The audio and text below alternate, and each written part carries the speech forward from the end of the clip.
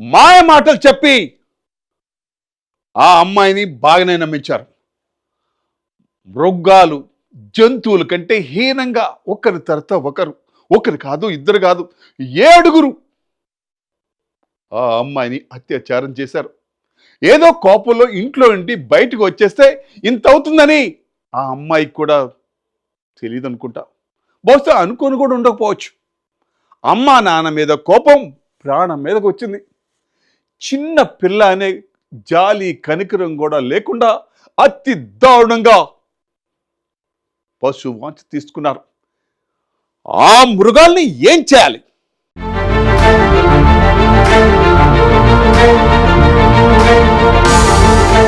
కృష్ణా జిల్లాలో దారుణ ఘటన వెలుగు చూసింది. బాలికను బంధించిన యువకులు సామూహిక అత్యాచారానికి పాల్పడ్డారు.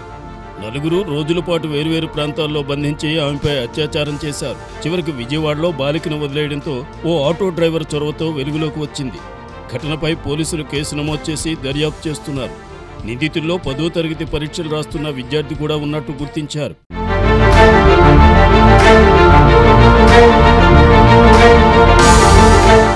ఎన్టీఆర్ జిల్లా జీకొండూరుకు చెందిన బాలిక ఆమె ఇంటి పక్కన ఉండే యువతితో కలిసి మార్చి 9న గన్నవరం మండలం వీరపనేనిగూడెం వచ్చింది.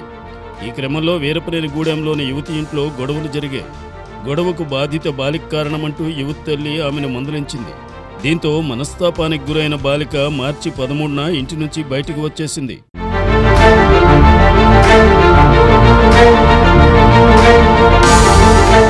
ఆ తరువాత ఆమెను జీకొండూరు తీసుకువెళ్లకుండా అదే గ్రామానికి చెందిన సిద్ధు, జితేంద్ర వద్దకు తీసుకెళ్లారు. అక్కడ వారు కూడా ఆమెపై అత్యాచారం చేశారు. ఆ తరువాత ఆమెను కేసరపల్లికి చెందిన అనిల్, హర్షవర్ధన్ వద్దకు తీసుకొచ్చారు. అక్కడ వారు కూడా బాలికపై లైంగిక దాడికి పాల్పడ్డారు. చివరికి ఆమెను మార్చి 17వ తేదీ రాత్రి ఆటోలో విజయవాడ మాచివరం తీసుకొచ్చి వదిలేశారు.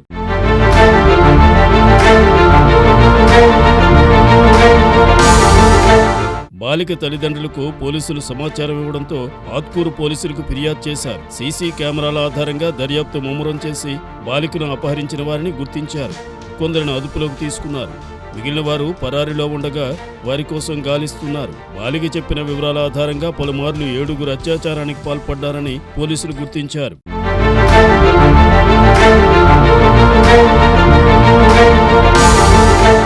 బాలికను నిర్బంధించిన ప్రదేశాలను కృష్ణా జిల్లా ఎస్పీ గంగాధర్ రావుతో పాటు పోలీసు ఉన్నతాధికారులు పరిశీలించారు. కేసరపల్లిలోనే 4 రోజుల పాటు బాలికను బంధించి ఉంచారని, బాలిక కోసం గాలిస్తున్నట్టు తెలియడంతో విజయవాడలో వదిలేసినట్టు దర్యాప్తులో గుర్తించారు. బాలికను తల్లి సమక్షంలో విచారించడంతో ఈ ఘోరం వెలుగు చూసింది.